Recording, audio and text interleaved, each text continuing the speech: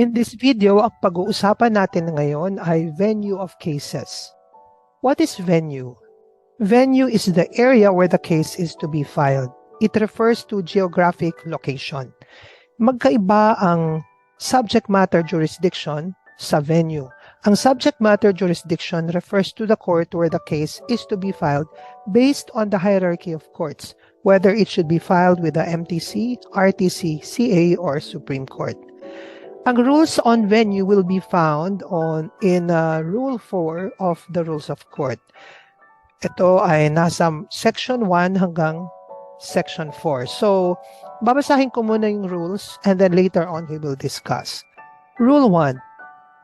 Venue of actions. Actions affecting Title II or possession of real property or interest therein shall be commenced and tried in the proper court which has jurisdiction over the area where the real property involved or a portion thereof is situated.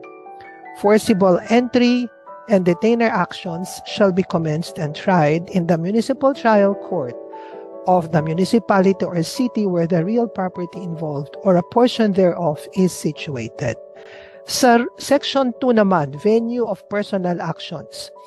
All other actions may be commenced and tried where the plaintiff or any of the principal plaintiffs resides, or where the defendant or any of the principal defendants resides, or in the case of a non-resident defendant where he may be found at the election of the plaintiff. Dako tayo sa Section 3, venue against non-residents. If any of the defendants does not reside and is not found in the Philippines, and the action affects the personal status of the plaintiff or any property of said defendant located in the Philippines, the action may be commenced and tried in the court of the place where the plaintiff resides or where the property or any portion thereof is situated or found. Section 4. While a when is the rule not applicable? Letter A. In those cases where a specific rule or law provides otherwise, or B. Where the parties have validly agreed in writing before the filing of the action on the exclusive venue thereof. So, daanan natin ito isa-isa. Doon muna tayo sa venue of actions. Venue of real actions, rather. Ano ba ang real action? A real action is one in which the issue is title to, interest in, or possession of real property, including partition of real property and foreclosure of real estate mortgage. Okay, so ulitin ko. Title 2, number 2, interest in, number 3, possession of real property, including, number 4, partition of real property and foreclosure of real estate mortgage. So, ang memory aid ninyo dito is TIPPF, TIPPF. Again, T for title, I for interest, P for possession, another P for partition, and F for foreclosure of real estate mortgage. Okay. Note, not every action that involves real property is a real action. So, yung word na involve, okay, hindi talaga yun yung determinative. It refers, meaning real actions refers only to situations when the issue is one of the 5 that I mentioned. Okay? So, hindi dapat, hindi lang dahil real property is involved, but the issue must be one of the 5 that I mentioned. Ulitin natin para maalala ninyo. One of the 5. Number 1, title 2. Number 2, interest in. Number 3, possession of real property. Number 4, partition of real property. And number 5, foreclosure of real estate mortgage. Ngayon, kailangan natin itong malaman because real actions are filed in the court that has territorial jurisdiction over the real property. For instance, the property at issue is located in Bataan. The case should be filed in Bataan even though none of the parties reside in Bataan. Ito ang tinatawag na local venue kasi dun lang pwedeng i-file, dun sa locality na yon. Dako tayo sa venue of personal actions.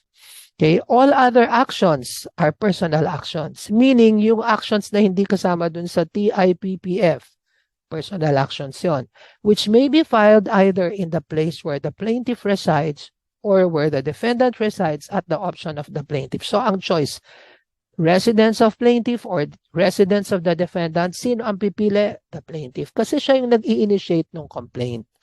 And this is called transitory venue kasi pwedeng mag-iba, either residence of the plaintiff or residence of the defendant. Now, the third rule refers to, another one pala dun sa personal actions is where a non-resident defendant may be found if he is in the Philippines. Okay, so that's the third one. Now, venue against non-resident defendants. So, this rule refers to jurisdiction over the person of the defendant. As we studied earlier, the concept of jurisdiction has several aspects. May jurisdiction over the subject matter, may jurisdiction over the person. Itong rules natin ng venue, ang tinutukoy dito ay jurisdiction over the person of the defendant. Our basic premise is that we can bring personal actions only against persons who are either residents of the Philippines or who may be found in the Philippines kasi the court will be able to reach them because they are either living here or they are found here. If they are not residents, but they are physically present in the Philippines for a short visit, for example, then they can be sued and brought under the jurisdiction of the Philippine court. Siyempre, kasi nandito sila sa loob ng Pilipinas. If they are residents, even if they are not in the Philippines at this particular time, definitely they can be brought under the jurisdiction of the Philippine courts. This presupposes, of course, that summons is validly served upon them, which we will be discussing in another video. But what if a person is not a resident and could not be found in the Philippines? Anong gagawin natin? The general rule is that the courts cannot acquire jurisdiction over his person. There's no way for the court to serve him with summons, and the court cannot proceed with a case, much less render judgment. But there are two exceptions. So the first exception, when the action affects the personal status of the plaintiff. So ang determinative dito is the plaintiff's personal status. And the other exception is when the action affects the property of the non-resident defendant which is located within the Philippines. Okay? So memorize ninyo to, napaka-importante nito. In these two situations, the court can proceed. Why? Because it has jurisdiction over the res. The thing that is the subject matter of the case. Ano yung res? Personal status of the plaintiff or property of the non-resident defendant located in the Philippines. Now, there is a rule about stipulation of venue. So, the parties can agree on a venue that is neither the plaintiff's residence nor the defendant's residence for personal actions, or where it is not the place where the real property is located for real actions. So, dun sa Section 4 na binasa natin kanina, stipulations on venue are valid as long as three requisites are present. Number 1, there is a written agreement. Number 2, the agreement was made before the controversy arose. Hindi pwedeng biglang nag-agree na lang sa venue nung may controversy na. Okay, and the third, the agreement must contain words of exclusivity. Ano yung words, ano yung sample muna? Sample of a venue stipulation. This is a sample stipulation. The parties agree that in case a dispute arises out of this contract, any action must be filed exclusively within the courts of Makati City. Close quote. Now, the Supreme Court has held that words of exclusivity such as exclusively or only or solely must be used for the stipulation to be recognized as exclusive. Otherwise, the stipulation, although valid, will not be deemed an agreement on an exclusive venue. Kahit gamitin pa yung word na shall, as in, any dispute arising out of this contract shall be filed in the courts of Makati. Hindi pa rin yun exclusive kasi shall. Okay? Dapat merong words of exclusivity. Again, ano yon? Words like exclusively or only or solely. The venue agreed upon will only be an addition to that which is already provided in the rules if words of exclusivity are not used. Okay? Tandaan nyo yon. Now, another instance when the rules on venue that we mentioned before will not apply is when the law or rule provides for a specific venue that the parties cannot stipulate on. For example, in quo warranto cases, the petition may be brought in the Supreme Court, Court of Appeals, or regional trial court which has jurisdiction over the territorial area where the respondent or any of the respondents resides.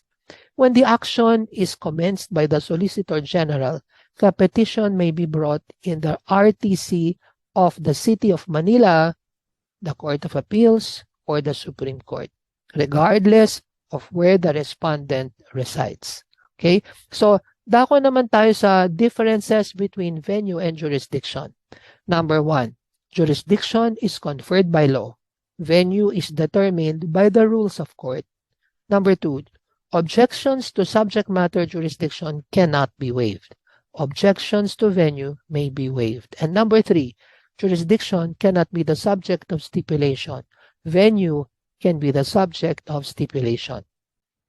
So let us have an illustrative case. The case of Ley Construction and Development Corporation versus Marvin Medel Sedano, a 2017 case. This case is found in my virtual textbook on civil procedure that you can access through www.profchato.com. Again, www.profchato.com. Now, ano yung facts ng case na to? Ley Construction, the petitioner, rented a 50,000 square meter parcel of land from the Philippine National Construction Corporation or PNCC. The land is located in Pasay City. Ley Construction subleased 14,000 square meters of the land to Marvin Medel Sedano. Sedano agreed to pay 1.2 million pesos a month, okay, as rent. Now, the lease was for a 10-year period. Ley Construction sued Sedano before the Regional Trial Court of Valenzuela. Okay, tandaan natin, yung land that is the subject of lease is in Pasay City. Pero yung suit against Sedano was brought in RTC of Valenzuela. And the claim of Ley Construction, the lessor, was that Sedano did not pay rent from August to December 2011.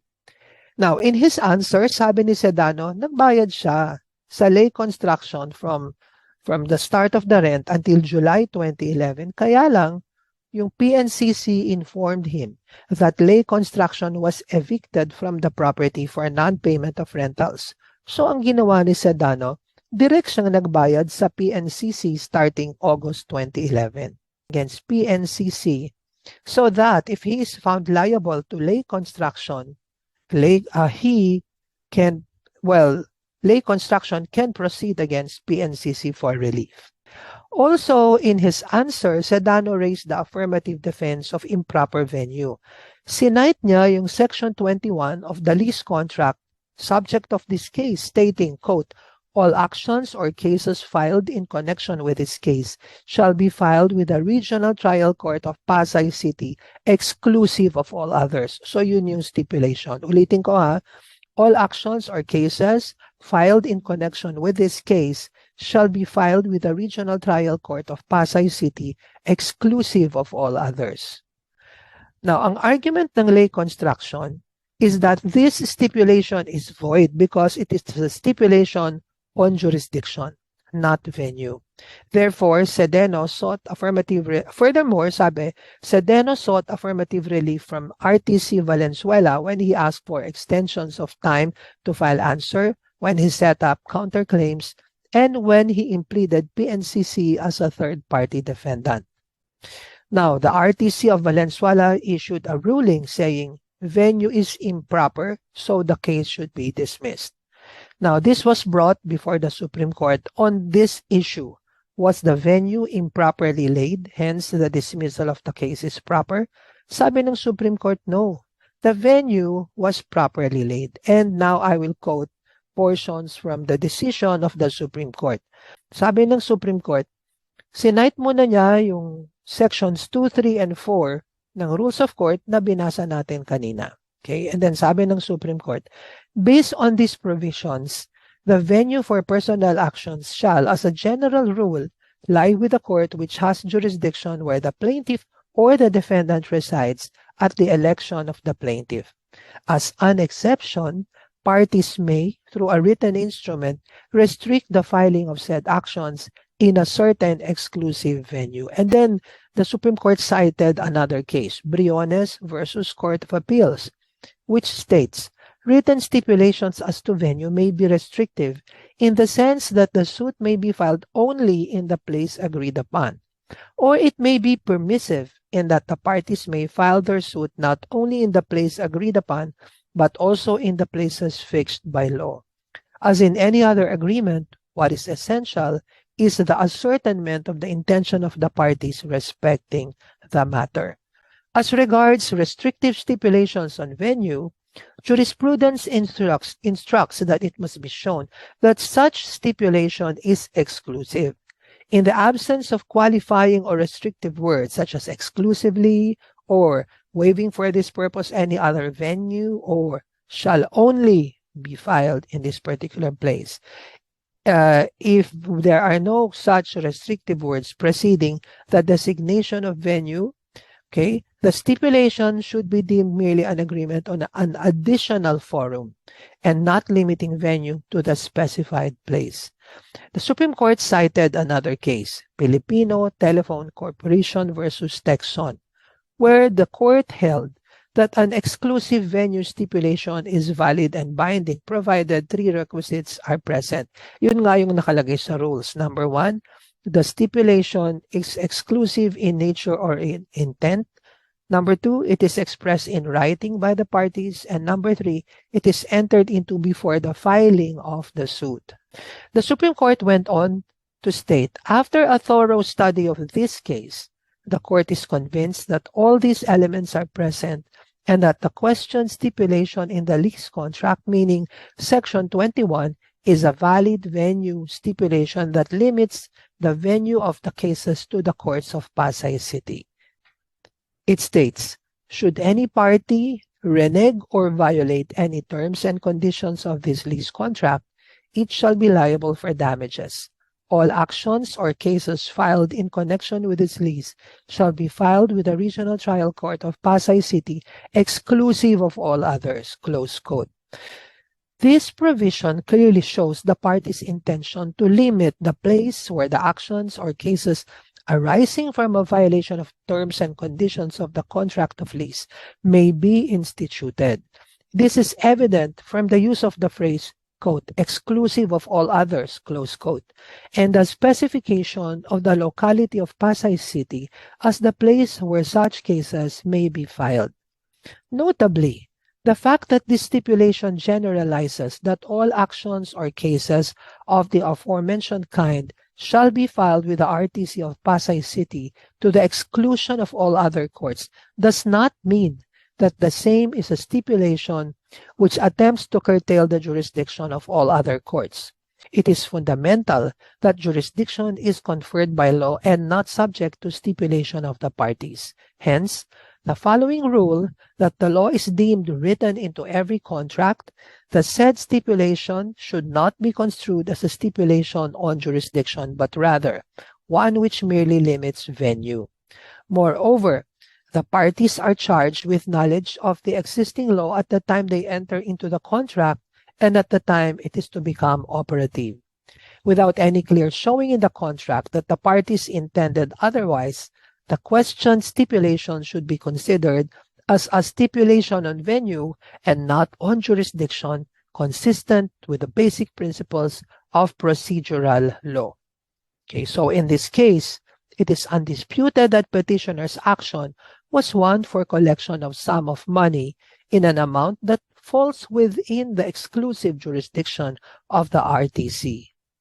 Since the lease contract already provided that all actions or cases involving breach thereof should be filed with the RTC of Pasay City, and that petitioner's complaint purporting the said breach fell within the RTC's exclusive jurisdiction, the latter should have then followed the contractual stipulation and filed its complaint before the RTC of Pasay City. However, it is undeniable that the petitioner filed its complaint with Valenzuela RTC. Hence, The same is clearly dismissible on the ground of improper venue without prejudice to its refiling in the proper court. Okay. And then, paano naman yung sinabing may affirmative reliefs? O sabi ng Supreme Court that respondent had filed several motions for an extension of time to file a responsive pleading, or that he interposed a counterclaim or a third-party complaint in his answer, does not necessarily mean that he waived the affirmative defense of improper venue. The prevailing rule on objections to improper venue is that the same must be raised at the earliest opportunity, as in an answer or a motion to dismiss. Otherwise, it is deemed waived. Here, the respondent timely raised the ground of improper venue since it was one of the affirmative defenses raised in his answer with third-party complaint. As such, it cannot be said that he had waived the same. Okay. Now, you may watch my video lectures on civil procedure in this YouTube channel, and feel free to share this with your classmates in law school and your classmates in Bar Review. If you want to get more videos that will help you in your law studies, I invite you to subscribe to this channel. Feel free to share this video with your classmates in law school and Bar Review classes. You can also read my virtual textbook on civil procedure at www.profchato.com. I pray for success in your studies. And finally, I'd like to share my favorite Bible verse with you. Do justice, love mercy, and walk humbly with God. That's from Micah chapter 6, verse 8.